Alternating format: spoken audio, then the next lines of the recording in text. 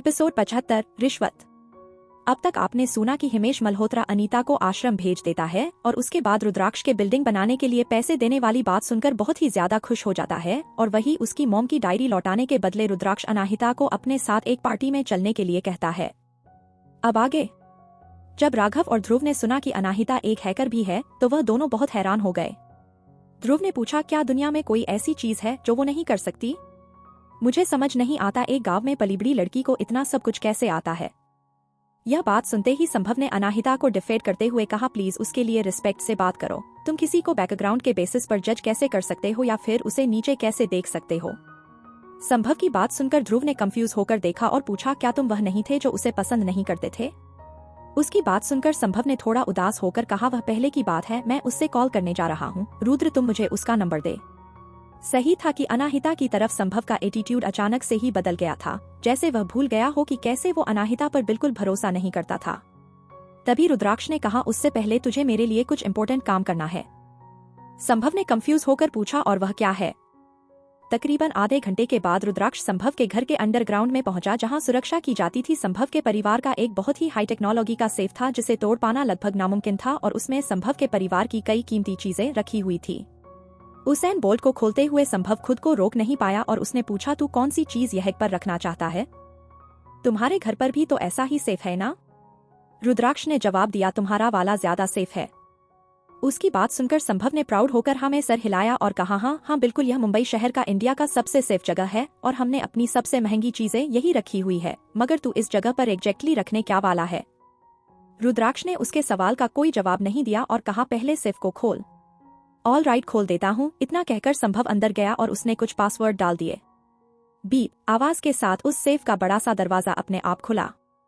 Safe के अंदर क्या था यह रुद्राक्ष भी नहीं जानता था और आज पहली बार अंदर देखकर वह खुद हैरान हो गया था। यहाँ पर दुनिया के सबसे बेशकीमती चीजें रखी हुई थी। वहाँ पर महंगे गहने, हीरे मोती के अलावा कुछ गायब हो चुकी स्पीशीज के फॉसिल्स भी रखे हुए थे।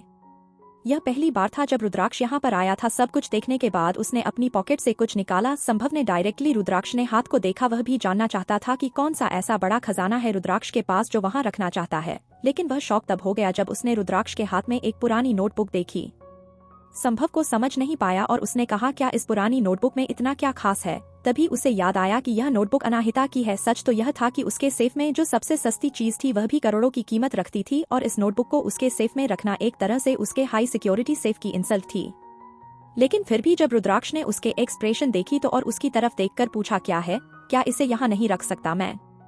नहीं, तुम रखो ना, मैंने कब मना किया? संभव ने जल्दी से अपनी गर्दन हिलाते हुए कहा, अगर यह अनाहिता का है तो कोई भी चीज यहाँ रखी जा सकती है। रुद्राक्ष ने उसे देखा और कहा, अपने बकवास बंद करो। तुम्हारे सेफ में सबसे सुरक्षित जगह कौन सी है?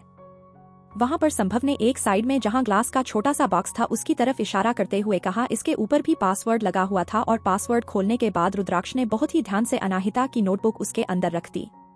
वो नोटबुक दुनिया के सबसे महंगे हीरो के पास रखी हुई थी जो काफी ऑकवर्ड लग रहा था, लेकिन रुद्राक्ष को यह जगह उस नोटबुक के लिए बिल्कुल ठीक लग रही थी। उसने कहा, ग्रेट, अब हम जाकर अनाहिता को कॉल कर सकते हैं कि वह हमें लोकेशन भेज दे। चाहे कुछ भी क्यों ना हो जाए, उसे किसी भी कीमत पर उस इंसान को ढूंढना था जो उसे इस हद तक नफरत करता था और मरना चाहता था। बाहर जाते हुए संभव ने कहा, ओके, मुझे उसका कांटेक्ट नंबर दो फिर। उसकी बात सुनते ही रुद्राक्ष ने अपनी आंखें छोटी करके संभव को देखा जैसे उसे उस पर बिल्कुल भरोसा नहीं है और फिर कहा, कोई जरूरत नहीं है, मैं खुद उसे कांटेक्ट करूंगा। संभव ने रुद्राक्ष के बिहेवियर में कुछ अजीब सा नोटिस किया, मगर वह समझ नहीं पाया कि ऐसा क्यों है। वहीं दूसरी तरफ मल्होत्रा मेंशन में अनाहिता घर की एक हाउसकीपर ममता को रिश्वत देने की कोशिश कर रही थी, जो अनीता के जासूसों में से एक थी। ठीक उसी वक्त उसे रुद्राक्ष की तरफ से एक मैसेज आया। ममता के ऊपर अनाहिता कई दिनों से नजर रखी हुई थी और पता लगाने पर उसे पता चला था कि उसके एक बच्चे को पोलियो है और ममता को उसके इलाज के लिए पैसे चाहिए और वही कारण था जिसकी वजह से अनीता भी ममता से कोई भी काम करवा पाती थी, क्योंकि वह हर बार काम के बदले में ममता को ठीक ठाक पैसे दिया करती थी जो उसके बच्चे के इलाज के लिए जरूरी था। सच्चाई यही थी कि सब कुछ ममता अपने बच्चे के लिए कर रही थी, लेकिन अनाहिता ने ममता को इसलिए नहीं चुना था क्योंकि ममता एक मजबूर माँ थी, बल्कि इसलिए चुना था क्योंकि ममता मल्होत्रा में मिशन में बहुत लंबे समय से काम करती है। ममता ने अपना काम तब शुरू किया था जब उसकी माँ सीता इस मिशन में रहा करती थी और अगर अनाहिता को पास्ट के बारे में नई चीज ढूंढन है तो ममता सही इंसान होगी जहाँ से अनाहिता अपनी इंक्वायरी शुरू कर सकती है। लेकिन अनाहिता की टेक्निक अच्छे से काम नहीं कर रही थी क्योंकि जब उसने ममता को अनीता पर नजर रखने के लिए कहा तो ममता ने एक डिफेंस लुक और नकली मुस्कुराहट के साथ कहा, अनाहिता मैम आप क्या कह रही है? आपका परिवार मुझे एक अच्छी तनख्वाह देता है, मैं कैसे और पैसे मांग सकती हूँ? अगले सेकंड अनाहिता ने अपनी पॉकेट से 2 फ्लाइट की टिकट निकालकर सामने रख दिए। ममता ने उन फ्लाइट टिकट्स को देखा और वह समझ गई कि यह दोनों टिकट्स लंदन जाने के लिए है, और इसे देखते ही ममता के चेहरे की स्माइल गायब हो गई और उसने पूछा, अनाहिता मैम आपका मतलब क्या है? क्या मैंने अगर आपके पैसे लेने से और आपका काम करने से इनकार किया तो आप मुझे यहाँ से भेज देंगी? लेकिन अनाहिता ने उसकी बातों को कोई जवाब नहीं दिया और अपने पॉकेट से एक नेम कार्ड निकाला। उस नेम कार्ड को देखते ही ममता हैरान हो गई और बड़ी बड़ी आंखों से अनाहिता को देखने लगी। उसके ऐसा रिएक्शन देखकर अनाहिता मुस्कुराई और कहा, यह पोलियो स्पेशलिस्ट डॉक्टर मेरे दोस्त है और इनका पूरी दुनिया में बहुत नाम है। यूजुअली इनकी अपॉइंटमेंट के लिए कम से कम 1 साल का इंतजार करना पड़ता था, और यह जो फ्लाइट टिकट है यह एक तुम्हारे बेटे के लिए और दूसरा तुम्हारे लिए नहीं है। तुम एक ऐसे इंसान को ढूंढो जो तुम्हारे बच्चे को ट्रीटमेंट के लिए ले जा सके। वहाँ पर जो भी खर्चा होगा और ट्रीटमेंट का भी जो भी पैसा होगा वह मैं दे दूंगी। अब यह कैसा लग रहा है? क्या तुम्हें यह दिल मंजूर है? अनाहिता की बात सुनते ही ममता के दिल की धड़कन बढ़ गई। अपने हर काम के बदले अनीता ममता को पैसे दिया करती थी, लेकिन दुनिया का बेस्ट डॉक्टर से पैसों से ही नहीं खरीदा जा सकता और ना ही उनके साथ अपॉइंटमेंट फिक्स की जाती है बिना किसी कनेक्शन के। और उसने कभी एक्सपेक्ट भी नहीं किया था कि उसके जैसे मामूली सी एक हाउसकीपर कभी भी अपने बेटे के लिए इतने अच्छे डॉक्टर से मिल पाएगी। ठीक उसी वक्त अनाहिता ने टेबल पर नोक करते हुए कहा, मेरा सब्र अब खत्म होता जा रहा है, आपको क्या कहना है? ममता ने जोर से अपने होंठ से दबा लिए। सच्चाई यही थी कि उसके बच्चे की कंडीशन काफी क्रिटिकल थी और उसके पास बर्बाद करने के लिए समय नहीं था। अनाहिता की शांति खत्म हो गई और वह फ्रस्ट्रेट होकर अपनी सीट से खड़े होते हुए बोली, ठीक है, फिर जब आप अपने मालिक के लिए इतना ही लॉयल है तो जो मैंने कहा उसे भूल जाइए और आप यहाँ से जा सकती है।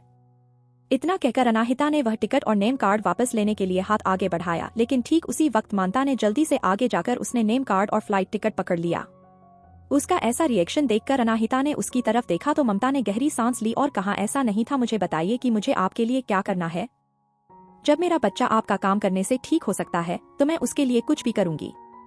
उसकी बात सुनकर ने अनाहिता ने हाथ पीछे खींच लिया और कहा, ओके, कल की फ्लाइट है, किसी भरोसेमंद इंसान के साथ बिना किसी को पता चले अपने बच्चे को भेज दो। मैं तुमसे प्रॉमिस करती हूँ कि तुम्हारा बेटा बिल्कुल से और पूरी तरह से ठीक होकर वापस लौटेगा। ममता का दिल बहुत तेजी से धड़क रहा था और उसकी आंखों से लगातार आंसू बह रहे थे। उसने कहा, thank you so much miss Anahita, मुझे हमेशा से पता था कि आप एक बहुत अच्छे इंसान हैं। अब बताइए कि आप मुझसे क्या चाहती हैं? मैं क्या करूं आपके लिए? मैं अपने मोम के बारे में जानना चाहती हूं। जैसे ही अनाहिता की है मुंह से यह सब निकले, डर के मारे ममता का चेहरा पीला पड़ गया। जैसे यह शब्द उसके लिए बहुत बड़ा खतरा थे। उसे इस तरह देखकर अनाहिता ने क्यूरियस होकर पूछा, क्या हुआ, कुछ गलत है?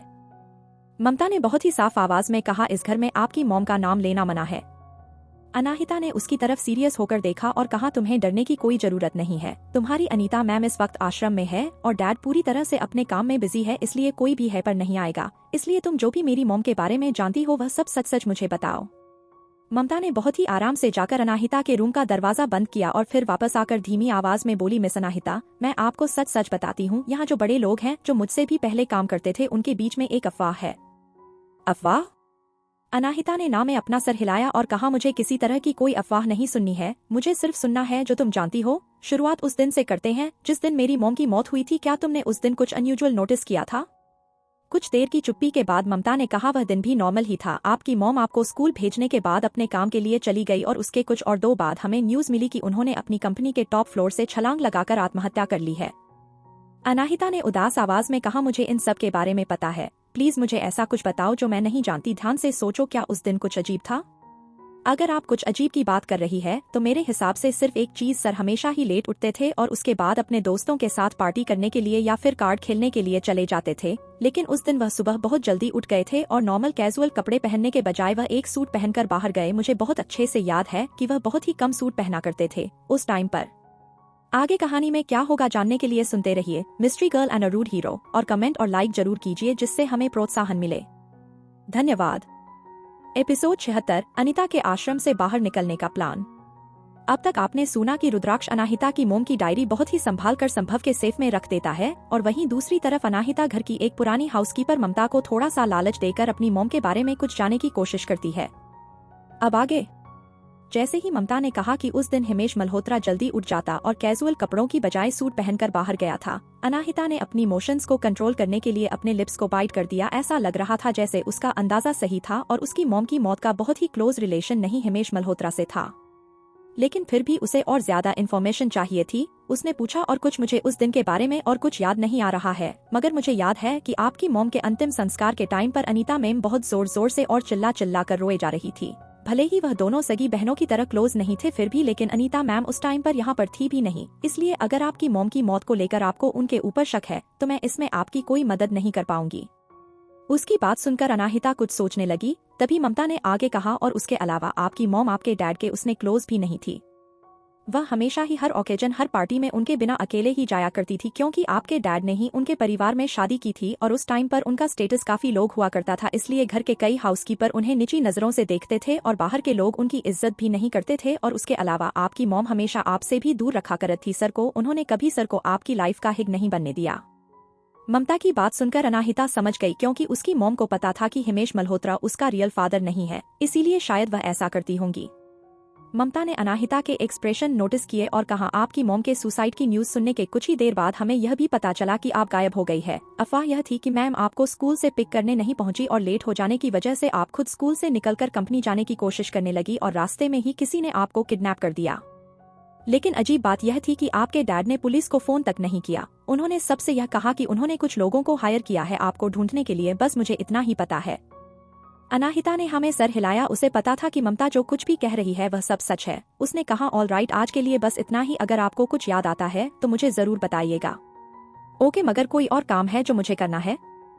अनाहिता ने ना में सर हिलाया और कहा, अभी के लिए आपको कुछ नहीं करना है। अगर मुझे कोई जरूरत होगी तो मैं आपसे कुछ बात करूंगी। आप पहले की तरह ही अपनी अनीता मैम के लिए काम करेगी और कोई ऐसी काम मत कीजिएगा जिससे उनको आप पर शक हो। और उसके अलावा मेरे लिए एक लिस्ट तैयार कीजिए। मुझे जानना है कि इस घर में कौन कौन से ऐसे लोग हैं जो उनके लिए काम करते हैं। मैं समझ गई अनाहिता मैम, चलती हूँ। ममता ने सर झुकाकर अनाहिता के सामने कहा और अनाहिता की दी हुई फ्लाइट टिकट्स और नेम कार्ड के साथ वहाँ से चली गई।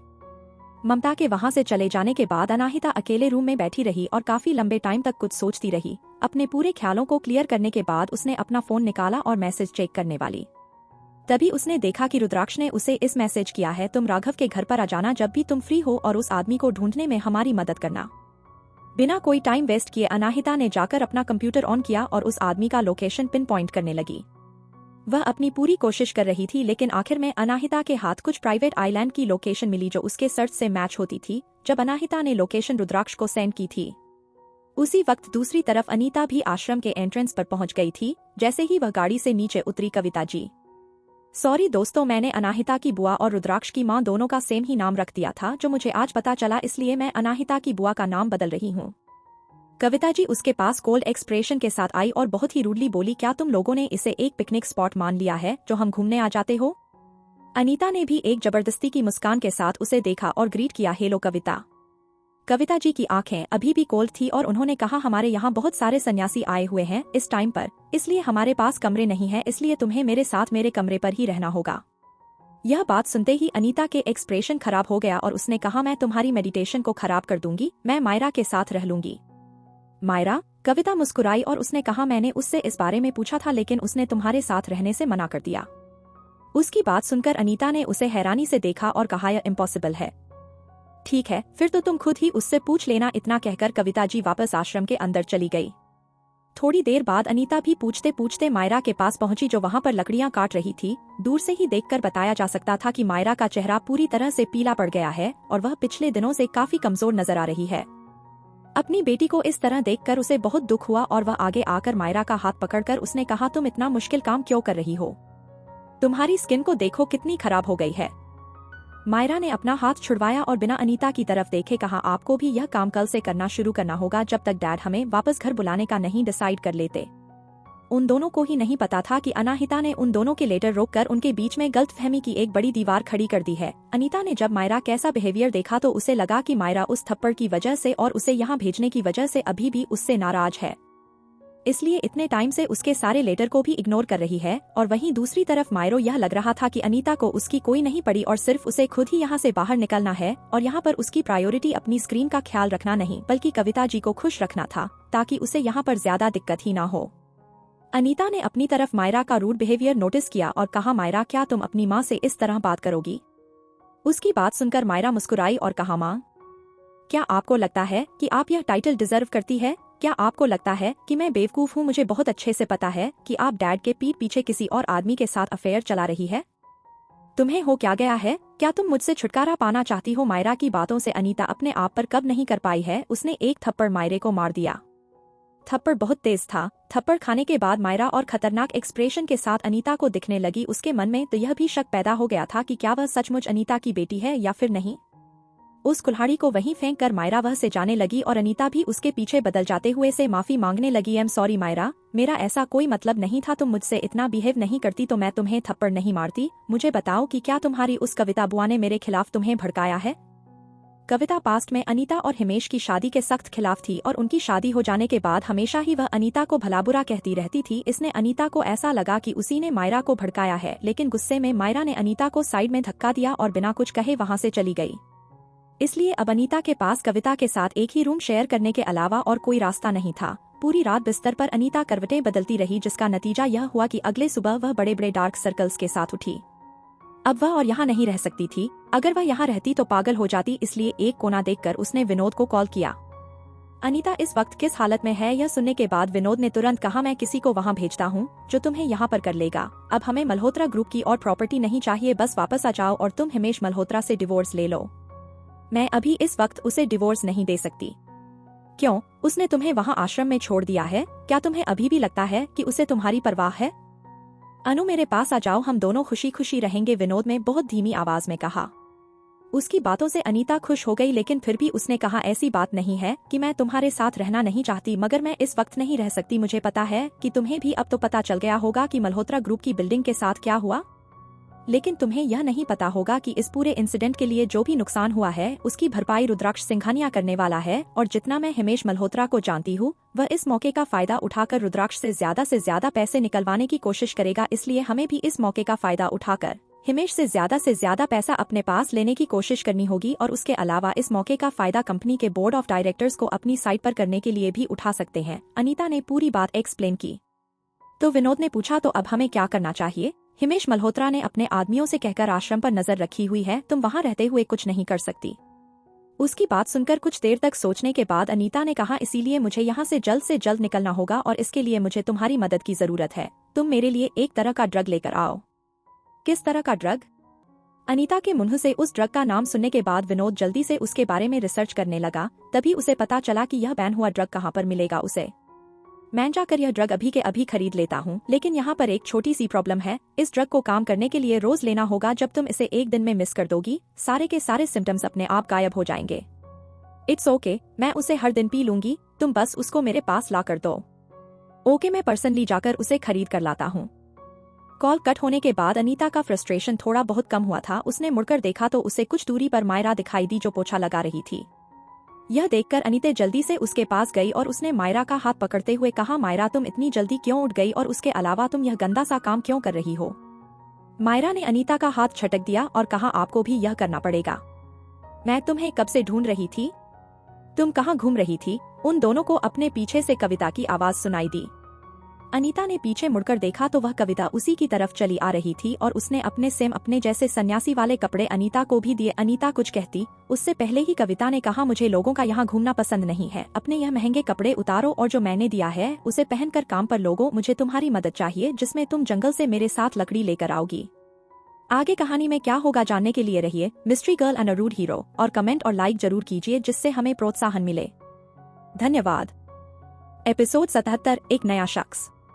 अब तक आपने सुना कि अनाहिता घर की एक हाउसकीपर ममता को पैसे देकर उससे कुछ इन्फॉर्मेशन निकल पाती है और उसके बाद दूसरी तरफ अनीता आश्रम पहुंच गई है, जहां मायरा उससे बिल्कुल बात नहीं करती और अनीता विनोद के साथ मिलकर वहां से बाहर निकलने का एक प्लान बनाती है। अब आगे क्या? कविता की बात सुनकर अनीता तो मुंह खोले उन्हें देखे जा रही थी। उसने मन ही मन कहा, मैंने अपनी पूरी जिंदगी में एक प्लेट भी उठाकर नहीं रखी, क्या इस कविता का दिमाग खराब हो गया है? और फिर उसने कविता का ऑर्डर मना करते हुए कहा, कविता मैं मौसम की वजह से आज कुछ ठीक महसूस नहीं कर रही हूँ, मुझे नहीं लगता कि मैं तुम्हें जंगल में जाकर मदद कर पाऊंगी। ऐसी बात है? मुझे नहीं पता था कि तुम अपनी बहन सीता के पैरों की धूल के बराबर भी नहीं हो। भले ही वह थोड़ी कमजोर थी, लेकिन वह हमेशा ही वह काम करती थी जो मैं उससे कहती थी। तुम्हें अपनी बहन से काफी कुछ सीखना चाहिए था। कविता की यह बात सुनते ही अनीता गुस्से में दांत पीसने लगी। यह कविता उसे एक मरी हुई इंसान से कैसे कंपेयर कर सकती है? तभी कविता ने आगे कहा, ठीक है, अगर तुम कोई भी काम नहीं करोगी तो और आज रात को तुम्हें खाना नहीं मिलेगा। मायरा, तुम्हें इसके बदले काम करना होगा। यह पोछा लगाने वाला काम खत्म हो जाए, उसके बाद तुम मेरे साथ आना। मैं कविता की खतरनाक नजरों की तरफ देखते हुए इसके आगे मायरा कुछ नहीं कर पाई और चुप हो गए। इतने टाइम से आश्रम में रहने की वजह से उसे कविता के आर्डर सम्मानने और डराने धमकाने की आदत हो गई थी। जब अनीता ने सुना कि उसके बदले कविता मायरा को अपने साथ ले जा रही है तो उसने अपने दांत पीसे और धीरे से बोली, मैं चलूंगी, ऐसे काम मायरा नहीं करेगी, वह बच्ची है अभी। उसकी बात सुनकर बिना कोई जवाब दिया कविता वहां से चली गई। मायरा एक बार फिर से पोछा उठा लिया और फिर से लगाने लगी और पूरी तरह से अनीता को इग्नोर कर दिया। इस वक्त अनीता गुस्से में कांप पड़ रही थी। उसे मन ही मन कहा, अनाहिता, हम दोनों आज इस हालत में सिर्फ तुम्हारी वजह से हैं। तुम बस इंतजार करो, मैं यह मेक श्योर करूंगी कि तुम्हें इससे 2 गुना कीमत चुकानी पड़ी। वहीं दूसरी तरफ अनाहिता एक लंबी नींद लेने के बाद बेड से उठी। जब अनीता और मायरा उसके आसपास नहीं है तो वह काफी रिलैक्स फील कर रही थी, भले ही थोड़े टाइम के लिए ही, लेकिन उनकी साजिश से उसका पीछा छूट गया था। उठने के बाद अनाहिता ने मेंशन के बगीचे में 2 से 3 बार दौड़ लगाई। उसकी बॉडी पहले की तरह स्ट्रांग नहीं रह गई थी। एक्यूप्चर ट्रीटमेंट के दौरान कमजोरी की वजह से वह बेहोश होने लगी थी। इसका मतलब वह पहले की तरह हेल्दी बिल्कुल नहीं थी और इसीलिए उसने हेल्दी रहने के लिए खुद को फिर से ट्रेनिंग देने और अच्छे से खाने पीने पर ध्यान देने के बारे में सोचा था। अपने कमरे में आने के बाद अनाहिता जब सावर लेने के लिए अंदर जा रही थी तभी उसे अपने एक आदमी का कॉल आया जो लगातार विनोद पर नजर रखे हुआ था। उस आदमी का कॉल देकर अनाहिता समझ गई जरूर उस आदमी को कोई जरूरी बात बतानी होगी, वरना वह कभी इस वक्त पर उसे कॉल नहीं करता। कॉल उठाने से पहले अनाहिता ने अपने बेडरूम का डोर लॉक किया और उसके बाद कॉल उठाकर बाथरूम की तरफ जाते हुए बोली, क्या हुआ? दूसरी तरफ से अनाहिता के आदमी ने उसे जवाब दिया, माहिरा मैम, विनोद इस वक्त एयरपोर्ट है पर है वह कहीं जा रहा है, लेकिन उसके पास किसी तरह का कोई लगेज नहीं है। उसे देखकर लग रहा है कि वह कहीं जाने के लिए बहुत जल्दी में है। मैंने की तरह करके उसके एक फ्लाइट टिकट पर एक नजर डाली, वह तालिबान जा रहा है। तालिबान? नाम सुनते ही अनाहिता के एक्सप्रेशन बदल गए। तालिबान की सिचुएशन काफी अजीब सी थी। विनोद ऐसी जगह पर क्यों जाना चाह रहा था? और उसके अलावा उसने 3 गुने दाम देकर फ्लाइट टिकट खरीदी है। उसे जरूर किसी अर्जेंट काम से जाना है। क्या मैं उसे फॉलो करूं? हाँ, उसे फॉलो करो और पता करो कि वह क्या करने जाना चाहता है, लेकिन याद रहे उसकी नजरों में मत आना और हाँ, अपना ध्यान रखना। यस माहिरा मैम, समझ गया। इतना कहकर कॉल कट कर दिया। अनाहिता शावर लेने के लिए बाथरूम में चली गई। उसने अपने आप से ही कहा, विनोद तालिबान जरूर अनीता के आर्डर पर ही जा रहा होगा। लेकिन अनाहिता को समझ नहीं आ रहा था कि अनीता को तालिबान में क्या काम आ गया, लेकिन उसने खुद को रिलैक्स कर लिया क्योंकि उसे भरोसा था कि उसके आदमी जल्दी ही पता लगा लेंगे और जब वह एक बार पता लगा लेगी कि विनोद तालिबान किस मकसद से गया था तो वह इस बार अनीता को और भी अच्छा सबक सिखाएगी। भले ही अनीता उसकी मॉम की मौत के लिए जिम्मेदार ना हो, जब से वह घर लौटी है तब से अनीता और मायरा ने मिलकर उसके पीछे पड़े हुए हैं और उसका जीना हराम कर रखा है, तो उसे सबक सिखाने के लिए ही कारण काफी था। वहीं दूसरी तरफ अनीता जो जंगलों में लकड़ियां काट रही थी, अचानक उसे हिचकी आई। उसने कहा, क्या कोई मुझे गाली दे रहा है? तभी पीछे से कविता ने उसे देखा और चिल्लाई, जल्दी करो, हमारे पास पूरा दिन नहीं है, सूरज डालने से पहले हमें वापस भी जाना है। हाँ मैं करती हूँ। अनीता ने खतरनाक एक्सप्रेशन के साथ उसे देखा और मन ही मन बोली, एक बार मैं इस हिमेश मल्होत्रा को बता दूं, उसके बाद अगली बारी तुम्हारी होगी, चुड़ैल कहीं की। वहीं दूसरी तरफ अनाहिता तैयार होने के बाद अपनी कमर्शियल के अगली शूटिंग के लिए चली गई। वही शूटिंग जो उस एक्सप्लोजन की वजह से अधूरी रह गई थी, अब वह आगे पूरी होने वाली थी। वहीं दूसरी तरफ से रुद्राक्ष सो रहा था और उसकी नींद उसके फोन की आवाज से खुली। उसने देखा तो उसे सेट के डायरेक्टर कॉल कर रहा था। उसने कॉल पिक किया तो दूसरी तरफ से डायरेक्टर ने कहा, सर हम ऑलरेडी शूट के लिए पहुंच गए हैं। क्या आप यहाँ आने वाले हैं? उसकी बात सुनकर रुद्राक्ष हैरान हो गया और उसने उठते हुए बोला, क्या तुम लोग शूट के लिए तैयार हो? क्या अनाहिता वहां पहुंच गई है? हाँ सर, मिस मल्होत्रा ऑलरेडी यहाँ आ गई है। उसकी बात सुनकर रुद्राक्ष ने मुंह बनाए और मन ही मन कहा, कल इतना कुछ और उसके बाद से वह थकी हुई नहीं है, या फिर उसे हार्ड वर्क करना है, या फिर बेवकूफ है वह, या फिर ऐसा भी हो सकता है कि यही उसका कैरेक्टर हो। उसने एक गहरी सांस छोड़ी और उसके बाद जवाब दिया, ओके तुम लोग शूटिंग स्टार्ट करो, जितना जल्दी हो सके उतना जल्दी मैं वहां पहुंचता हूँ। जी जरूर सर, कहकर डायरेक्टर ने कॉल कट कर दिया। थोड़ी सी सचेचनक करने के बाद रुद्राक्ष बाथरूम में तैयार होने चला गया। उसे मन में एक ही ख्याल आया कि इतनी सुबह सुबह वहां पहुंच गई है, क्या उसने नाश्ता किया होगा? इसलिए उसने डिसाइड किया कि वह रास्ते में उसके लिए नाश्ता लेकर चलेगा। लेकिन अचानक से रुद्राक्ष को संभव के द्वारा पूछा गया कल का सवाल याद आ गया कि क्या वह अनाहिता को पसंद करता है। और मिसअंडरस्टैंडिंग को क्लियर करने के लिए और अपनी बात को सही साबित करने के लिए रुद्राक्ष ने सेट पर सभी के लिए नाश्ता ले जाने का डिसाइड किया। जब वह नीचे उतर रहा था तभी अचानक से उसके आगे बढ़ते हुए कदमों को किसी एक हाथ में रोक दिया। यह उसकी मां सुमित्रा जी थी। रुद्राक्ष ने उनकी तरफ देखा और जल्दी में पूछा, क्या बात है? सुमित्रा जी ने उसे देखा और कहा, मैंने तुम्हें कितनी बार कहा है कि तुम घर जल्दी आया करो, लेकिन तुम मेरी सुनते नहीं हो। मैं पूरी रात जागती रहती हूँ इंतजार करते हुए ताकि तुमसे बात कर सकूं। रुद्राक्ष ने उन्हें देखकर जवाब दिया, मैं कुछ दिनों से काम में बहुत बिजी हूँ, आपको मेरा इंतजार करने की कोई जरूरत नहीं है। उसकी बात सुनकर सुमित्रा जी ने उसे घुरकर देखा और कहा, क्या तुम्हारा काम तुम्हारी शादी से भी जरूरी है? अब मैं तुम्हारी एक बात नहीं सुनूंगी। तुम्हें मेरे और मिस रॉय के साथ खाना खाना होगा और बहुत टाइम हो गया है जब हमें एक साथ बैठकर खाना खाया था। रुद्राक्ष ने अपनी मॉम को देखा और पूछा, मिस रॉय? सुमित्रा जी मुस्कुराई और उन्होंने जवाब दिया, राय परिवार अमेरिका से कुछ दिन पहले ही वापस आया है, लेकिन उनके मॉम डैड वापस चले जाएंगे, मगर मिस राय ने यहाँ के ही एक यूनिवर्सिटी में एडमिशन हुई है, इसलिए वह यही रहेगी। इनफैक्ट वह तो हमारे साथ हमारे घर पर ही रहेगी जब तक उसकी पढ़ाई खत्म नहीं हो जाती। पूरी बात सुनने के बाद भी रुद्राक्ष की आंखें बिल्कुल कोल्ड और शांति और वह चुप था। रुद्राक्ष के इस तरह चुप देखकर सुमित्रा जी उसे खिंचते हुए डाइनिंग टेबल पर कर ले गई। कम, मैं तुम्हें उससे इंटरव्यूज कराती हूँ। सुमित्रा जी के चेहरे पर एक बड़ी सी मुस्कुराहट थी। उसे राय परिवार की बेटी बहुत पसंद थी। उनकी फैमिली का काफी बड़ा नाम था और वह लड़की काफी खूबसूरत है, और उसके अलावा राय परिवार का अमेरिका में काफी ज्यादा इन्फ्लुएंस था। उसके परिवार में शादी करना सिंघानिया परिवार के लिए जरूर फायदेमंद रहेगा। सुमित्रा जी को वह बहुत ही ज्यादा पसंद है और वह अपनी बहू के रूप में उसे देखने लगी थी। वो रुद्राक्ष को खींचते हुए डाइनिंग टेबल के पास ले गई और उन्होंने कहा, देखो नताशा, इसे हेलो कहो, यह मेरा बेटा रुद्राक्ष। आज से तुम दोनों एक ही घर में रहने वाले हो, और उसके अलावा रुद्राक्ष मुंबई यूनिवर्सिटी का टॉपर रह चुका है। तुम यूनिवर्सिटी और पढ़ाई से रिलेटेड कुछ भी रुद्राक्ष से पूछ सकती हो। नताशा, जो काफी शर्मीली थी, फाइनली उसने हिम्मत जुटाकर सर उठाकर रुद्राक्ष को दिखा। रुद्राक्ष का चेहरा देखते ही हैरान हो गई। वो रुद्राक्ष के चेहरे को देखकर वह जैसी कहीं खो गई थी, और एक नजर रुद्राक्ष को देखने के बाद ही वह रुद्राक्ष को पसंद करने लगी। नताशा जानती थी कि रुद्राक्ष गुड लुकिंग होगा, बट वह यह नहीं जानती थी यह इतना एक्सेप्ट होगा। टीवी इंडस्ट्रीज और फिल्मों के बेस्ट एक्टर को भी इससे कंपेयर नहीं किया जा सकता। वह तो बिल्कुल एक ग्रीक गॉड है। भले ही नताशा बिल्कुल एक कंपोस्ट लड़की थी, लेकिन रुद्राक्ष का चेहरा देखने के बाद वह खुद को ब्लश करने से रोक नहीं पाई। किसी भी लड़की के लिए रुद्राक्ष के सामने बिल्कुल शांत रहना और कोई इम्पॉसिबल था, और नताशा के ऐसे एक्सप्रेशन देखकर सुमित्रा जी समझ गई थी उनके बेटे के हैंडसम फेस पर जादू नताशा पर भी चल गया। और यह सोचते हैं उनके चेहरे पर बड़ी समाइल आ गई, और जब उन्होंने मोड़कर रुद्राक्ष को देखा तो वह निराश हो गई, क्योंकि रुद्राक्ष पूरी तरह से नताशा को इग्नोर करके अपने फोन में देखे जा रहा था। समझ नहीं आ रहा था कि जहां और उसके बेटे की उम्र के सभी लगे गर्लफ्रेंड मनाते हैं और खूबसूरत लड़कियों से मिलने के बहाने ढूंढते हैं, वहां उनका बेटा लड़कियों से दूर क्यों भागता है। सुमित्रा जी ने अपने दांत पीसते हुए कहा, रुद्र, यह काम करने का वक्त नहीं है, तुम्हें नताशा से हेलो कहना चाहिए। लेकिन रुद्राक्ष ने फिर भी नजर उठाकर नहीं देखा उसे। इस तरह देखकर सुमित्रा जी और गुस्सा हो गई और उन्होंने रुद्राक्ष का फोन छीनते हुए कहा, रुद्र, मैं तुमसे बात कर रही हूँ, तुम्हें सुनाई देता है? अपना फोन छिन जाने के बाद फाइनली रुद्राक्ष ने सर उठाया और सामने खड़ी नताशा को देखा। रुद्राक्ष की नजर पड़ते ही नताशा सीधी होकर खड़ी हो गई। उसे अपने लुक्स पर बहुत कॉन्फिडेंस था। उसका गोरा रंग, काले लंबे बाल और उसके बहुत ही शार्प फीचर्स के कारण उसके आसपास के लड़के उसे हमेशा ही अप्रोच करने के बहाने ढूंढते थे, लेकिन रुद्राक्ष ने उसमें कोई इंटरेस्ट नहीं दिखाया। नताशा को एक नजर देखने के बाद उसने सिर्फ धीरे से अपना सर एक बार हिला दिया। उसने नताशा की तरफ 2 सेकंड से भी कम टाइम के लिए देखा था, और रुद्राक्ष का ऐसा रिएक्शन देखते ही नताशा का चेहरा काला पड़ गया। उसे समझ नहीं आया कि उसके खूबसूरत चेहरे में आज कौन सी कमी है जो रुद्राक्ष उस पर ध्यान नहीं दे रहा है। आगे कहानी में क्या होगा जानने के लिए सुनते रहिए mystery girl and a rude hero, और कमेंट और लाइक जरूर कीजिए जिससे हमें प्रोत्साहन मिले। धन्यवाद। एपिसोड 78, अजनबी।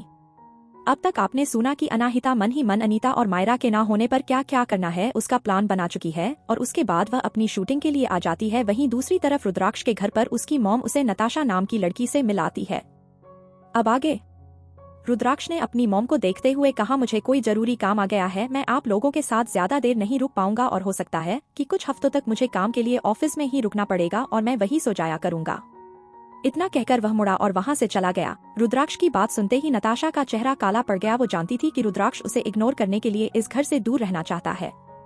उसे इस तरह देखकर सुमित्रा ने उसे कुछ बातें बोलकर समझाया, और उसके बाद जल्दी से रुद्राक्ष के पीछे उन्होंने उसे रुकते हुए कहा, रुद्राक्ष, तुम अब मुझे अपनी माँ की तरह देखते भी नहीं हो। मैंने तुम्हें नताशा को ग्रीट करने के लिए कहा था, लेकिन तुमने सिर्फ सर हिला दिया, और उसके अलावा तुम्हारे इस बात का क्या मतलब है कि तुम ऑफिस में ही सोने वाले हो?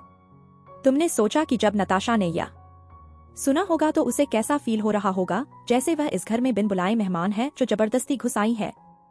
उसे ठीक लग रहा है क्या? सुमित्रा जी अपनी बेटे की बात सुनकर हैरान हो गई। तभी रुद्राक्ष ने कोल्डली जवाब दिया, मैं क्यों एक अजनबी को अपने घर में वेलकम करूंगा? लेकिन अगर आप उसे इतना ही पसंद करती हैं तो आप उसे अपने साथ रख सकती है और जब वह चली जाए तो मुझे इन्फॉर्म कर दीजिएगा। तुम्हें तो मैं सुमित्रा जी का चेहरा गुस्से से लाल हो गया था। उन्होंने कहा, तुम में हिम्मत है तो यह बात दोबारा बोल कर दिखाओ। मैं तुम्हारी फ्यूचर वाइफ ढूंढने में तुम्हारी मदद कर रही हूँ, वह कोई अरी गहरी लड़की नहीं है। आपको इस बारे में चिंता करने की कोई जरूरत नहीं है, मैं अपने लिए वाइफ को ढूंढ लूंगा। उसके अलावा मैंने किसी को पहले ही ढूंढ लिया है। उसकी बात सुनते ही सुमित्रा जी हैरान हो गई और अचानक उसके दिमाग में रुद्राक्ष की फोन पर कही हुई बात आई। लेकिन तभी उन्होंने अपनी आंखें छोटे को हुए करते हुए कहा, क्या तुम मुझे झूठ से इसलिए बोल रहे हो ताकि मुझसे पीछा छुड़ा सकूं? रुद्राक्ष का बात आगे कंटिन्यू करने का कोई मूड नहीं था, इसलिए उसने घड़ी की तरफ देखा और कहा, मुझे बहुत काम है।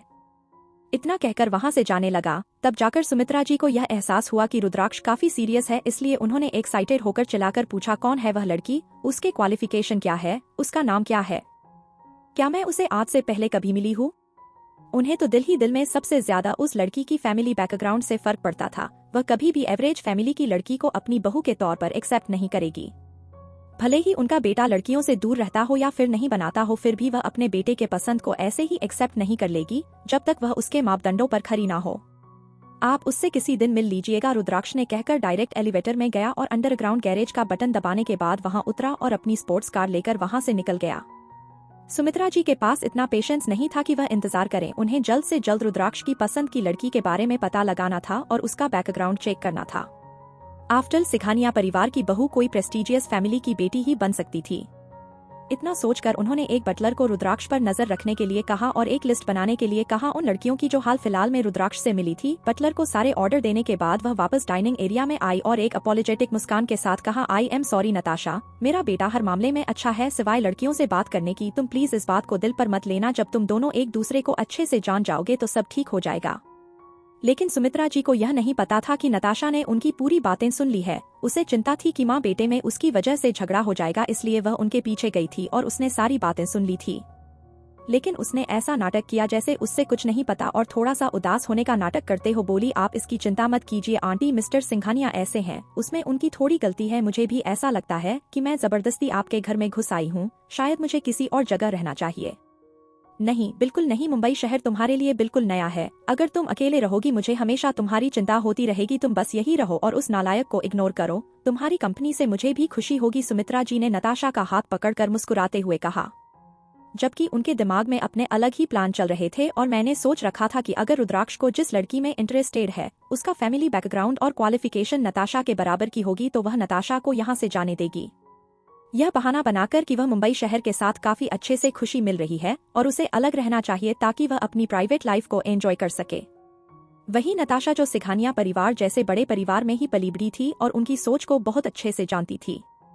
वह समझ सकती थी कि सुमित्रा जी के इंटेंशंस क्या है और उनके इंटेंशन समझने के अगर बात किसी और आदमी की होती तो वह पक्का यहाँ से चली जाती। वह जहाँ रहती थी वहाँ उसका एक अलग ही गुरूर था। वह चुनती थी कि उसे क्या चाहिए और किसे अपने साथ रखना है। उसने कभी उम्मीद भी नहीं की थी कि वह भी कभी सिलेक्शन का सब्जेक्ट बनेगी, लेकिन रुद्राक्ष से मिलने के बाद और उसे गाने परिवार की जो प्रेस्टीज और स्टेटस है उसे देखने के बाद वह अपने गुरु को साइड में रखकर यहाँ रहने के लिए तैयार थी। अपने सोशल सर्कल में सबसे आउटस्टैंडिंग थी। उसे ऐसा ही इंसान चाहिए था जो उसके बराबर का हो या फिर उससे ज्यादा सुपीरियर। इस नाते रुद्राक्ष एक आइडियल कैंडिडेट था। भले ही ऊपर से ही दोनों औरतें बहुत खुलकर मुस्कुरा रही थी मगर उनके दिमाग में अपने ही कुछ प्लान चल रहे थे। वहीं दूसरी तरफ रुद्राक्ष तेजी से गाड़ी चलाकर फिल्म सेट पर पहुंचा। जब वह वहां पहुंचा तो उसने जेसिका से कहकर सब लोगों में ब्रेकफास्ट दिया। आसपास के एरिया को अच्छे से इंस्पेक्ट करने के बाद कि सब कुछ सेफ है वह फिल्म सेट के अंदर गया। कल जब एक्सप्लोजन हुआ था वह तो उनके कुछ सीन शूट होना बाकी रहे थे। यह सोचकर डायरेक्टर ने इस ग्रुप में कुछ बदलाव किए ताकि ज्यादा मेहनत ना करनी पड़े। आज की शूटिंग का एजेंडा सिर्फ कुछ प्रमोशन मटेरियल के लिए फोटो लेना था ताकि सब कुछ रिलैक्स हो जाए। रुद्राक्ष स्टूडियो के अंदर आया तो उसने अनाहिता को देखा जिसने शोर कॉफी के वेट्रेस की यूनिफॉर्म पहनी हुई थी और अपने हाथ में कॉफी का एक कप लेकर फोटोग्राफर के इंस्ट्रक्शन को फॉलो करते हुए फोटो खिंचवा रही थी। जब डायरेक्टर ने रुद्राक्ष को देखा जल्दी उसके पास पहुंचा, उसे ग्रीट किया, हेलो सर। रुद्राक्ष बदले में सर हिला दिया और लगातार अनाहिता को देखता रहा। कैमरा के सामने अनाहिता हमेशा ही नेचुरल रहती थी। उसे किसी भी तरह की कोई चीज दिखाने की जरूरत नहीं थी। वह हर एक पोज वैसे ही करती थी जैसे फोटोग्राफर को चाहिए है। वही डायरेक्टर जो रुद्राक्ष को अनाहिता को देखते हुए देख रहे थे उन्होंने बहुत ही धीमी आवाज में कहा, सर मिस माहिरा का जन्म में एक मॉडल और हीरोइन बनने के लिए हुआ है। सर हमारी किस्मत अच्छी है कि हमें अपने बरेनर के लिए ऐसी एम्बेसडर मिल गई है। भले ही रुद्राक्ष को कभी चापलूसी करने वाले लोग पसंद नहीं थे, लेकिन पता नहीं क्यों डायरेक्टर के मुंह से अनाहिता की तारीफें सुनकर वह काफी खुश हो रहा था। अगले 2-3 दिनों में होने वाले सारे काम को अनाहिता ने आज के दिन में ही खत्म कर दिया। जब उसका काम खत्म हो गया तो उसने रुद्राक्ष को ढूंढा जो अपने टेबलेट पर बैठकर काम कर रहा था। उसने उसके पास जाकर पूछा, क्या आज रात तुम फ्री हो? अनाहिता का सवाल सुनते ही रुद्राक्ष का दिल तेजी से धड़कने लगा, लेकिन बिजी होने का नाटक करते हुए उसने अपना गला साफ किया और जवाब दिया, मैं काफी बिजी हूँ, लेकिन मुझे लगता है कि मैं डिनर करने के लिए टाइम तो निकाल ही पाऊंगा अगर तुम मुझे डिनर के लिए बाहर बुलाना चाहती हो। ऐसी बात नहीं है, अनीता ने उसे बीच में ही रोकते हुए कहा और अपनी बात जारी रखी, तुम्हारे पास अभी भी मेरा सामान है, तुम उसे कब लौट आने वाले हो? अनाहिता की बात सुनते ही रुद्राक्ष अपनी जगह पर चढ़ गया और उसके एक्सप्रेशन डार्क हो गए। उसे समझ नहीं आ रहा था कि वह इतना ज्यादा सोचने लगा। एक्सप्रेशन नॉर्मल रखते हुए उसने अपना टैबलेट अपने असिस्टेंट को देते हुए जवाब दिया, मैंने पहले ही संभव को कॉल कर दिया है, तो वह जल्दी ही तुम्हारी चीज लेकर आ जाएगा। जैसे ही रुद्राक्ष में बात खत्म की वहां पर संभव आ गया। सैफ संभावना ने अनाहिता को ग्रीट किया और उसके बाद एक पासवर्ड प्रोटेक्टेड ब्रीफकेस उसे देते हुए रिस्पेक्टफुली कहा, तुम्हारा सामान इसके अंदर है। अनाहिता पासवर्ड प्रोटेक्टेड ब्रीफकेस को देखकर हैरान हो गई और उसके ऐसे एक्सप्रेशन देखकर संभव ने रुद्राक्ष को देखा और कहा, है किसी ने मुझसे तुम्हारी चीज को बहुत ही सेफली रखने के लिए कहा था, इसलिए मैं यहाँ लाने के लिए इस ब्रीफकेस में रख दिया, अभी आपके लिए खोल देता हूँ। इतना कहकर संभव ने वह ब्रीफकेस खोला और डायरी निकाली। संभव के हाथ से डायरी लेने के बाद अनाहिता रुद्राक्ष को देखने लगी तो ऑकवर्ड एक्सप्रेशन के साथ रुद्राक्ष ने कहा, मैं अपने वादे पूरे करने के लिए हमेशा अपनी पूरी कोशिश करता हूँ, अब जब तुम्हें अपना सामान वापस मिल गया है तो मुझे जाना चाहिए।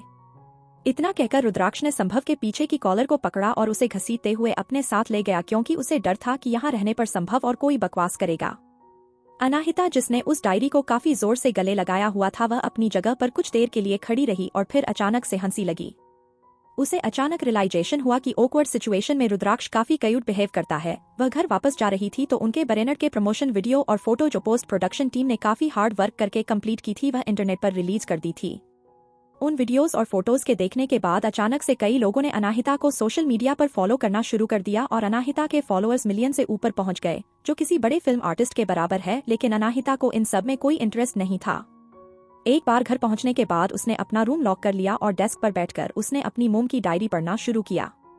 अनाहिता की मोम की डायरी में तब से लिखी हुई थी जब उनकी शादी नहीं हुई थी। उसी में ज्यादातर बातें काम की और उनकी डेली लाइफ में क्या हुआ वह लिखे हुए थे। जिनम से कोई भी चीज अनाहिता के लिए यूजफुल नहीं थी। कुछ देर पढ़ने के बाद अचानक से एक पेज पर लिखी हुई कुछ बातों ने उसका टेंशन खींचा। उस पेज पर लिखा हुआ था, 20 जून आज बारिश का मौसम है। क्या दिन था, आज मेरा पर्स चोरी ही होने वाला था, लेकिन भगवान का शुक्र था कि वहीं से गुजर रहे एक अजनबी ने मेरी मदद की और मुझे बचा लिया। वह काफी गुड लुकिंग था। मैंने पहले इस शहर में उसे कभी नहीं देखा, इसलिए मुझे नहीं पता कि वह कौन है, लेकिन मैं इतनी बेवकूफ हूँ कि मैंने उसका नाम तक नहीं पूछा। आगे कहानी में क्या होगा जाने के लिए सुनते रहिए mystery girl and a rude hero, और कमेंट और लाइक जरूर कीजिए जिससे हमें प्रोत्साहन मिले। धन्यवाद। एपिसोड 79, अनाहिता और नताशा आमने सामने। अब तक आपने सुना कि अनाहिता के शूटिंग सेट पर रुद्राक्ष उसे उसकी मॉम की डायरी लौटा देता है। उसके बाद अनाहिता डायरी लेकर घर वापस आ जाती है, उसे पढ़ना शुरू कर देती है जहां उसे एक अजनबी का जिक्र मिलता है। अब आगे। मॉम की डायरी में किसी अजनबी का जिक्र सुनकर अचानक अनाहिता का दिमाग ठनका। उसने मन ही मन अंदाजा लगा लिया कि शायद ही अजनबी इंसान जिसका जिक्र उसकी मॉम ने किया है वही उसके बायोलॉजिकल फादर होंगे। वह अगला पन्ना पढ़ने के लिए इंतजार नहीं कर सकती थी। अगले पन्ने पर 2 महीने बाद की तारीख लिखी हुई थी, 7 अगस्त। आज मौसम काफी अच्छा है। मैं उस अजनबी से दोबारा मिली। मैं उस इंसान से उसका कांटेक्ट नंबर लेना चाहती थी, लेकिन मुझे काफी घबराहट हो रही थी। लेकिन वह खुद ही आगे आकर उसने मुझसे ही मेरे कांटेक्ट नंबर के बारे में पूछा और कल डिनर पर बाहर जाने के लिए भी। लेकिन यहाँ पर थोड़ा कुछ अजीब है। उससे मिलने के बाद मैं उसकी आइडेंटिटी के बारे में ढूंढने की बहुत कोशिश कर रही थी, लेकिन मुझे कितने भी रिसोर्सेज इस्तेमाल करने के अभी उसकी कोई इन्फॉर्मेशन नहीं मिली। वह है कौन? उसके बाद अनाहिता लगातार कई पेजेस पढ़ती रही, जिन्हें पढ़कर लग रहा था कि उस आदमी और उसकी मॉम उसके बाद लगातार मिलते रहे और तकरीबन 1-1.5 महीने के भीतर ही वो दोनों एक दूसरे के प्यार में पड़ गए। डायरी के कुछ पन्ना को पढ़ते हुए अनाहिता खुद को मुस्कुराने से नहीं रोक पा रही थी, क्योंकि उन पन्नों में उसकी मॉम की टीन एज के बारे में लिखा हुआ था।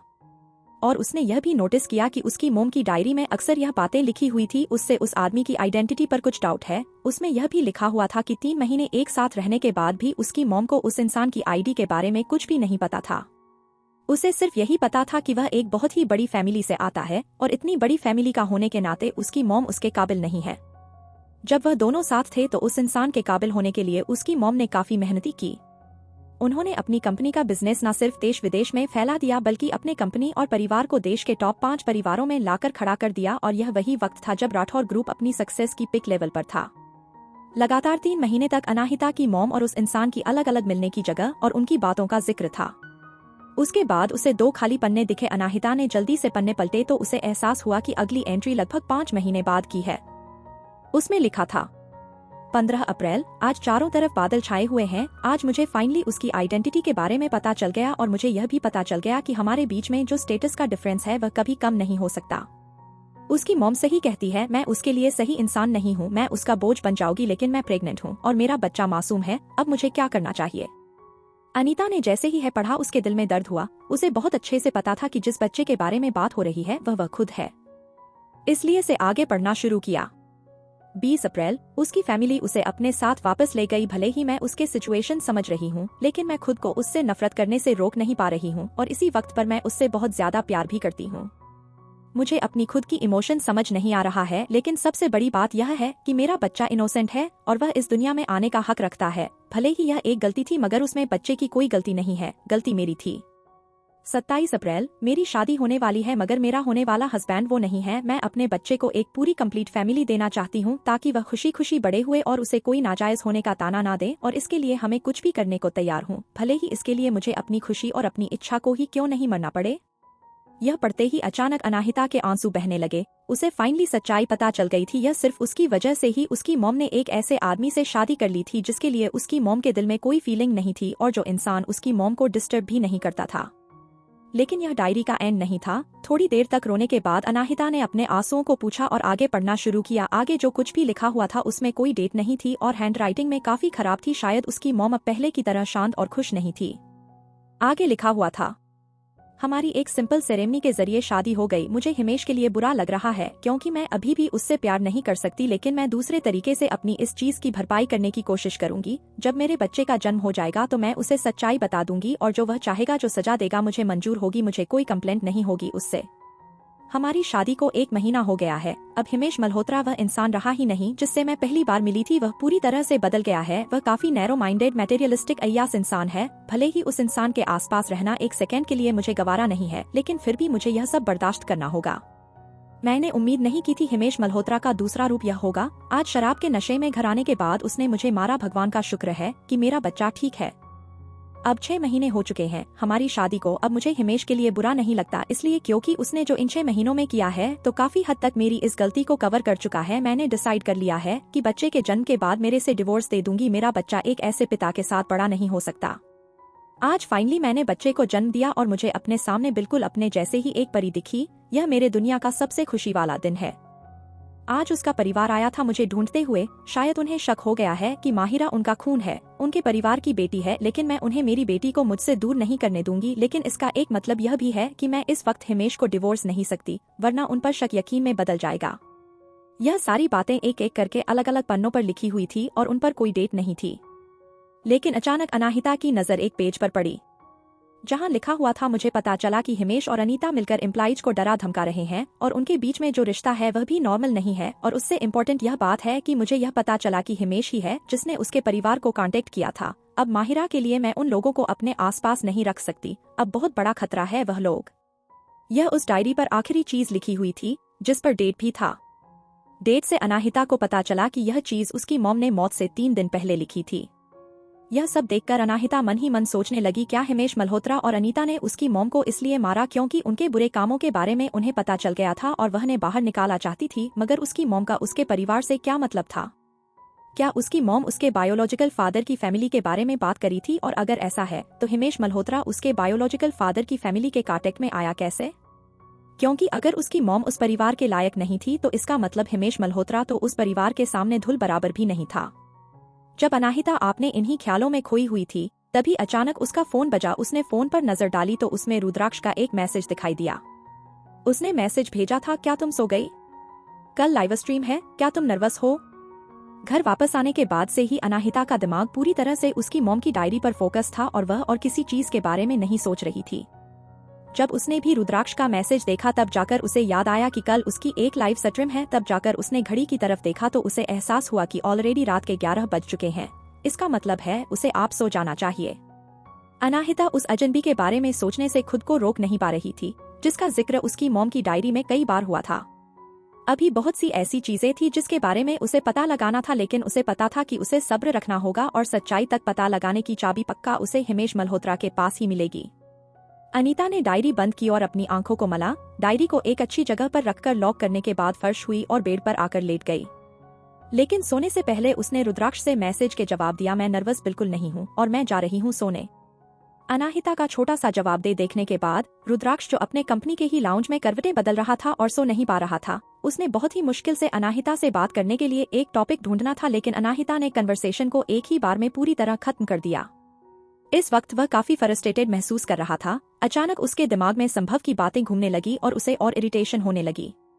उसने अपने आप से कहा, क्या मैं सचमुच अनाहिता को पसंद करने लगा हूँ? नहीं, यह पॉसिबल कैसे हो सकता है? फिर भी उसके दिमाग में अनाहिता के ही ख्याल चल रहे थे, इसलिए वह उठा और उसने एक नींद की गोली ली। उसके बाद कहीं जाकर वह सो पाया। लाइव स्ट्रीम का मकसद श्योर कॉफी के प्रमोशन था और लाइव स्ट्रीम की व्यूअरशिप काफी हाई थी। लाइव स्ट्रीम खत्म होने के बाद अनाहिता ने अपनी बॉडी स्ट्रेच की। ठीक उसी वक्त एक खूबसूरत सी लड़की, जिसे अनाहिता कभी नहीं मिली थी, वह अपने हाथ में 2 बैग लिए अंदर आई। इस कयूज में उस लड़की ने अनाहिता से पूछा, क्या मैं जान सकती हूँ रुद्राक्ष कहाँ है?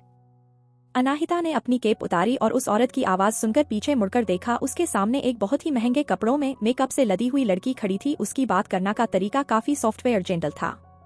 पता नहीं क्यों, मगर अनाहिता ने रुद्राक्ष कहाँ है यह नहीं बताया, बल्कि पूछा, आप उन्हें क्यों ढूंढ रही है? नताशा, जिसने अनाहिता को सिर्फ एक कॉफी शॉप का स्टाफ समझकर रुद्राक्ष के बारे में पूछा था, वह अनाहिता की खूबसूरती देखकर हैरान हो गई। वह पहले भी बहुत ही खूबसूरत लड़कियों से मिली थी, लेकिन आज पहली बार वह किसी ऐसे ही लड़की से मिली थी जिसमें इतना एलिगेंस था। वह अपनी जगह पर थोड़ी देर के लिए जम गई और उसे अचानक ही अनाहिता से जलन होने लगी। यह एक नेचुरल सी फीलिंग थी जो नताशा के अंदर जन्म ले रही थी, क्योंकि अनाहिता उससे ज्यादा खूबसूरत थी। कुछ सेकंड की चुप्पी के बाद हाथ में पकड़ा हुआ बैग दिखाते हुए कहा, मिसेस सिंघानिया ने यह मुझे डिलीवर करने के लिए कहा है। फिर कुछ सोचकर उसने इंटेंसली अपनी बात आगे बढ़ाते हुए कहा, मिसेस सिंघानिया यानी कि रुद्राक्ष की मोम, तुम मुझे प्लीज बताओगी कि रुद्राक्ष कहाँ है? आगे कहानी में क्या होगा जानने के लिए सुनते रहिए mystery girl and a rude hero, और कमेंट और लाइक जरूर कीजिए जिससे हमें प्रोत्साहन मिले। धन्यवाद। एपिसोड 80, नताशा की बेइज्जती। अब तक आपने सुना कि अनाहिता अपनी मॉम की डायरी पढ़ती है, जिससे उससे काफी कुछ पता चलता है। उसके बाद उसकी शूटिंग के सेट पर रुद्राक्ष से मिलने के लिए नताशा आती है। अनाहिता से रुद्राक्ष के बारे में पूछती है। अब आगे। नताशा की बात सुनकर अनाहिता की आंखें थोड़ी सी फड़फड़ाई, लेकिन उसने जल्दी से अपनी इमोशंस को कवर किया और बिना किसी एक्सप्रेशन के एक दिशा की तरफ इशारा करते हुए कहा, वह उस रूम में है, आज के लाइव ब्रॉडकास्ट की रिकॉर्डिंग देख रहे हैं। वो थैंक यू, नताशा ने मुस्कुराकर कहा और उस रूम की तरफ आगे बढ़ गई। अनाहिता नताशा को तब तक देखती रही जब तक नताशा रूम के अंदर नहीं चले गई। माहिरा मैम, उसके असिस्टेंट से बार बार बुलाया, जिससे वह अपने होश में आई और उसने असिस्टेंट की तरफ से कर कहा, हाँ क्या आप ठीक है? मैं आपको कब से बुला रही हूँ, असिस्टेंट ने पूछा। नहीं मैं ठीक हूँ, शायद लाइव ब्रॉडकास्ट की वजह से। वह सब छोड़ो, बताओ तुम क्यों आई थी? नथिंग, बस मैं आपसे बाय कहने ही आई थी। अब जब शूटिंग कंप्लीट हो गई है तो शायद हम कभी मिले भी नहीं पाएंगे। जेसिका हमेशा ही अनाहिता के साथ बहुत अच्छे से बीक करती थी, इसलिए उन दोनों का अलग होना अनाहिता को भी अच्छा नहीं लग रहा था। इसलिए उसने कहा, भले ही अब हम एक साथ काम नहीं करने वाले, लेकिन हम एक दूसरे के कांटेक्ट में तो नहीं सकते हैं, और शायद बाहर घूमने भी जा सकते हैं, शॉपिंग वगैरह पर। तो फिर मुझसे प्रॉमिस कीजिए, जेसिका ने अपनी छोटी उंगली निकालकर कहा, और उसकी इस हरकत पर अनाहिता हंसने लगी और उसके बाद दोनों एक दूसरे से मुस्कुराते हुए बात करने लगी। वहीं दूसरी तरफ शोर कॉफी का प्रोग्रेशन इंचार्ज ने मुस्कुराकर रुद्राक्ष से कहा, सर इस लाइव ब्रॉडकास्ट हमें काफी अच्छा रिस्पांस मिला है। सभी डिस्काउंट कूपन सेवर सारे खत्म हो चुके हैं। शायद कल जब हम कैफे खोलेंगे तो हमारे पास कस्टमर की एक लंबी लाइन होगी। उसकी जवाब सुनकर रुद्राक्ष में बिना किसी इमोशंस के जवाब दिया, उम्मीद तो ऐसे ही है। प्रमोशन सभी अच्छे से हुए हैं, अब उस सब सेल्स डिपार्टमेंट के ऊपर है कि वह कैसे कस्टमर्स को अट्रैक्ट करते हैं और प्रॉफिट से ज्यादा उन्हें क्वालिटी पर ध्यान रखने के लिए कहना। यस, मैं उन्हें पक्का बता दूंगा, उस इंसान ने कहा। तभी अचानक दरवाजा खुला और बाहर से ही एक प्यारी आवाज सुनाई दी, क्या रुद्राक्ष यहाँ है? वहाँ ही रूम में खड़े सभी लोग, यहाँ तक रुद्राक्ष भी दरवाजे की तरफ देखने लगा। नताशा की नजर भीड़ में खड़े रुद्राक्ष पर पड़ी। भले ही यह दूसरी बार था जब रुद्राक्ष मिल रही थी, मगर फिर भी रुद्राक्ष के चार्म से उसकी तरफ अट्रैक्ट हो रही थी। उसकी दिल की धड़कन बढ़ गई थी। उसने खुद को संभाला और कहा, रुद्र मैं तुम्हारे लिए खाना लेकर आई थी, खा लो। वह आज से ज्यादा इतनी नर्वस पहले कभी नहीं थी, लेकिन उसे डर था कि रुद्राक्ष उसे मना कर देगा, इसलिए वह सुमित्रा जी का नाम लेकर बात को कवर करना चाहती थी कि उसकी मॉम ने ही उसके लिए खाना भिजवाया है, लेकिन वह कुछ कह पाती उससे पहले ही से रुद्राक्ष की कोल्ड आवाज सुनाई दी, तुम कौन हो? नताशा अपनी जगह पर जम गई और हैरानी से रुद्राक्ष को देखने लगी। क्या वह सचमुच उसके बारे में भूल गया? उसे इस वक्त बहुत बेइज्जती महसूस हो रही थी। वह कुछ करती उससे पहले ही सुमित वहां आया और उसने नताशा से कहा, सॉरी मिस, आउटसाइडर्स का यहाँ आना अलाउड नहीं है, प्लीज आप चलिए। उसकी बात सुनकर नताशा और एम्बेरस हो गई। जब सुमित ने उसे एक आउटसाइडर कहा तभी उसने हिम्मत करके कहा, मैं एक आउटसाइडर नहीं हूँ, मैं सिंघानिया हाउस में ही रहती हूँ। रुद्राक्ष, तुम्हारी मॉम ने ही यह खाना तुम्हें देने के लिए कहा था, क्या तुम मेरे बारे में भूल गए? ओके तुम हो, रुद्राक्ष धीरे से उसकी एक्सप्लेनेशन सुनने के बाद बोला। अब रूम में खड़े सभी लोग नताशा को डिफरेंटली देखने लगे थे, स्पेशली सुमित। वह सिंघानिया मेंशन में रहती है। सुमित जानता था कि उसके बॉस की मॉम रुद्राक्ष के लिए एक सूटेबल पार्टनर ढूंढ रही है, तो शायद यही बेस्ट होंगी, लेकिन फिर मिस मल्होत्रा का क्या? यही सवाल उसके दिमाग में चल रहा था। तभी रुद्राक्ष नताशा से पूछा, तुम यहाँ क्या कर रही हो?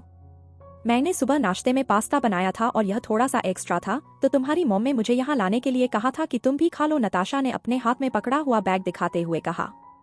ठीक उसी वक्त शूटिंग के डायरेक्टर की जगह अनाहिता कुछ सामान देने के लिए वहां आई थी। वह दरवाजे पर ही रुक गई। जब उसने रुद्राक्ष और उस लड़की को आमने सामने देखा तो वह जल्दी से जल्दी यहाँ से चले जाना चाहती थी। तभी रुद्राक्ष ने कहा, नो थैंक्स, मुझे पास्ता पसंद नहीं है। नताशा ने कहा, बट तुम्हारी मम्मी कहा तुम्हें बहुत पसंद है।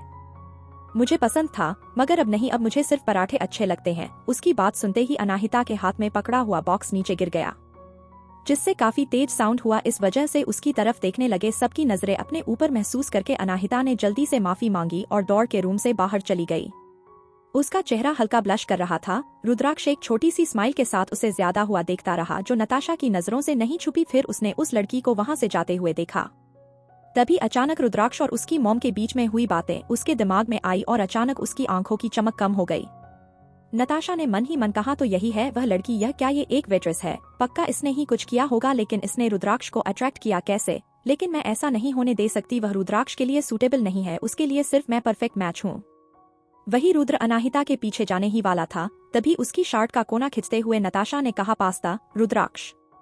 उसने ऐसे एक्सप्रेशन बनाए थे जिससे सबको उसके ऊपर दया आ गई। सबने सोचा कि रुद्राक्ष उससे कुछ कहेगा, लेकिन रुद्राक्ष ने उसके हाथ से अपने शर्ट छुड़ाई और अपना रुमाल निकालकर उसकी पकड़ी हुई जगह को साफ करने लगा और फिर अपना महंगा रुमाल कूड़ेदान में फेंक दिया, जैसे वह बहुत गंदा हो गया है। उसके ऐसे रिएक्शन से नताशा का चेहरा सफेद पड़ गया और उसके होंठ दबाकर उसने पूछा, इसका क्या मतलब है? रुद्राक्ष ने कोल्डली जवाब दिया, इसका कोई मतलब नहीं है। मुझे नफरत है जब लोग मुझे छूते हैं, और प्लीज अभी से आज के बाद कुछ भी लेकर आने की और फिर भी जाने की कोई जरूरत नहीं है, वरना सारा का सारा सामान इस रुमाल की तरह कचरे के डिब्बे में जाएगा। जबकि तुमने पहली बार ऐसी कोई गलती की है, इसलिए मैं तुम्हें इस बार जाने दे रहा हूँ, और उसके अलावा मेरी मॉम से भी कह देना कि ऐसी चीजें करना बंद कर दें। इतना कहकर रुद्राक्ष नताशा को दोबारा देखे वहां से चला गया। जब उसने कहा तो उसका मतलब न सिर्फ नताशा बल्कि दुनिया की हर लड़की से था। वह हर लड़की से दूर रहना चाहता था सिवाय अनाहिता के छोड़कर। वह अनाहिता से दूर नहीं रह पाएगा। नताशा रुद्राक्ष को जाते हुए देखते रही। उसे महसूस हो रहा था कि रूम में खड़े हर एक इंसान से नजर उसके ऊपर है। उसकी आंखें लाल हो गई और आंसू आ गए, लेकिन उसने अपने आंसू को कंट्रोल किया और अपने लिप्स को वाइट करके रूम से बाहर भाग गई। उसने मन ही मन ठान लिया था कि अपनी इस बेइज्जती का बदला तो वह लेकर रहेगी, खास करके उस लड़की से जिसके लिए रुद्राक्ष उसे छोड़कर गया है। वहीं दूसरी तरफ रुद्राक्ष जितना जल्दी हो सके उतना जल्दी दौड़कर अनाहिता के पास पहुंचा, जो टैक्सी में बैठने वाली थी। रुद्राक्ष ने उसका हाथ पकड़ लिया और पूछा, कहाँ जा रही हो तुम? अनाहिता को समझ नहीं आ रहा था कि अचानक से क्यों रुद्राक्ष उसका सामना करना उसके लिए मुश्किल हो रहा है। कुछ वक्त पर अपने इमोशंस पर लोगों को कंट्रोल नहीं रहता। उसकी आंखों में ना देखते हुए अनाहिता ने सर झुकाकर कहा, शूटिंग खत्म हो गई है, मैं घर जा रही हूँ, उसके अलावा कहाँ जाऊंगी? रुद्राक्ष ने टैक्सी का दरवाजा बंद करके टैक्सी ड्राइवर को जाने का इशारा किया और फिर अनाहिता से बोला, मुझे तुमसे कुछ पूछना है, प्लीज अभी मत जाओ, मैं तुम्हें घर पर ड्रॉप कर दूंगा। अनाहिता ने जाती हुई टैक्सी को देखा और फिर गहरी सांस लेकर रुद्राक्ष की तरफ देखकर पूछा, क्या बात है? वह जो लड़की तुम्हें देखी उसके साथ मेरा कोई लेना देना नहीं है, मैं उसे जानता भी नहीं, मेरी मॉम ने उसे हमारे घर में रखा हुआ है, इसलिए कुछ गलत मत सोचना, रुद्राक्ष ने एक्सप्लेन किया। तभी अनाहिता ने सवाल किया, मैं क्यों कुछ गलत सोच लूंगी? तुम दोनों के बीच क्या है क्या नहीं, इससे मुझे क्या फर्क पड़ता है? और अगर आपको ऐसा लगता है तो आप रिलैक्स हो जाते हैं, मुझे कोई फर्क नहीं पड़ता, और अगर आपकी बात खत्म हो गई हो तो मैं जानना चाहती हूँ। इतना कहकर उसने अपना हाथ एक बार फिर आगे बढ़ाया टैक्सी रोकने के लिए, लेकिन रुद्राक्ष ने उसका हाथ पकड़ लिया और उसकी बॉडी को पूरी तरह से अपनी तरफ घुमाकर उसे अपनी तरफ देखने के लिए मजबूर करने लगा। उसने उसकी आंखों में देखते हुए बहुत ही इंटेंशनली और लो आवाज में पूछा, क्या तुम्हें सचमुच कोई फर्क नहीं पड़ता, थोड़ा सा भी नहीं? मुझे क्यों फर्क पड़ेगा, मैं आपकी लगती कौन हूँ? किसने कह दिया कि तुम मेरी कुछ नहीं लगती? अचानक से रुद्राक्ष की आवाज तेज हो गई, लेकिन जैसे ही उसे एहसास हुआ कि उसने क्या कहा तो वह अपनी जगह पर जम गए और सोचने लगा कि उसे क्यों फर्क पड़ने लगा कि अनाहिता उसके बारे में क्या सोचती है और क्या नहीं। उसका सवाल सुनकर अनाहिता ने उसे हैरानी से देखा और पूछा, तो फिर मैं आपकी कौन हूँ? उसका सवाल सुनकर रुद्राक्ष कुछ देर के लिए रुका। थोड़ी देर फिर रुकने के बाद रुद्राक्ष ने कहा, तुम मेरी दोस्त, बिजनेस पार्टनर और सेवियर हो। ओके फाइन, अनाहिता ने हंसते हुए कहा, इसका मतलब मुझे फिर भी चिंता करने की जरूरत नहीं है। क्या आपका और उस लड़की से क्या रिश्ता है? रुद्राक्ष ने अपना सर ऊंचा किया और कहा, मेरे दोस्तों को मेरे बारे में सब कुछ पता होता है। वह लड़की मेरे टाइप की नहीं है और जब तुम मेरी दोस्त हो तो प्लीज गलत मत समझना। उसकी बात सुनकर अनाहिता के पास बोलने के लिए कुछ नहीं बचा था। पता नहीं क्यों उसे थोड़ी खुशी और थोड़ी डिसअपॉइंटमेंट एक साथ हो रही थी। उसे समझ में नहीं आ रहा था कि यह फीलिंग क्यों है। आखिर में जब बात करने के लिए कुछ नहीं था तो उसने कहा, अच्छा आपने मुझसे कहा कि आपको कुछ पूछना है, क्या है? उसका सवाल सुनकर रुद्राक्ष को याद आया कि उसे अनाहिता से क्या पूछना था और नताशा के मामले की वजह से वह भूल ही गया, इसलिए पूछा, मेरी गर्लफ्रेंड बनने के नाटक के बारे में तुमने क्या सोचा? क्या अभी तक तुम्हें कोई जवाब नहीं मिला? उसकी बात सुनकर अनाहिता ने नजर इधर उधर की, क्योंकि वह तो इस बारे में पूरी तरह से भूल गई थी। फिर कुछ सोचकर उसने कहा, मुझे लगता है कि अच्छा आइडिया नहीं है। क्या तुम्हारी प्रॉब्लम इससे नहीं बढ़ेगी? मैंने सुना है कि तुम्हारी मॉम एक पार्टनर ढूंढ रही है तुम्हारे लिए। यही तो एग्जैक्टली कारण है जो मुझे तुम्हारी मदद की जरूरत है, ताकि तुम मेरी गर्लफ्रेंड होने का नाटक करो। मेरी मॉम आए दिन मुझे ब्लाइंड डेट पर भेजने की कोशिश करते रहती है और नई नई लड़कियों से इंस्टीट्यूट कराती रहती है। मैं किसी ऐसे इंसान से शादी करना चाहता हूँ जिसे मैं पसंद करूँ, इसलिए मुझे तुम्हारी मदद चाहिए। अनाहिता ने जवाब दिया, सिर्फ जब यह ब्लाइंड डेट है तो मुझे लगता है कि आपको इसी के साथ आगे बढ़ना चाहिए। वह काफी खूबसूरत है। वह मेरी टाइप की नहीं है। तो फिर आपका टाइप है क्या? रुद्राक्ष उसे काफी गुस्से में घुर रहा था और उसने फिर आखिर में कहा, कम से कम उस लड़की के जैसे तो नहीं, इसलिए मेरी मदद करो। और आपकी मदद करने में मेरा क्या फायदा है? तुम्हें मेरी गर्लफ्रेंड होने के बहुत सारे फायदे होंगे। पूरा शहर तुम्हारे आगे झुक सकता है। उसकी बात सुनकर अनाहिता मुस्कुराई और उसने कहा, मैं सोचूंगी। आगे कहानी में क्या होगा जानने के लिए सुनते रहिए mystery girl and a rude hero, और कमेंट और लाइक जरूर कीजिए जिससे हमें प्रोत्साहन मिले। धन्यवाद।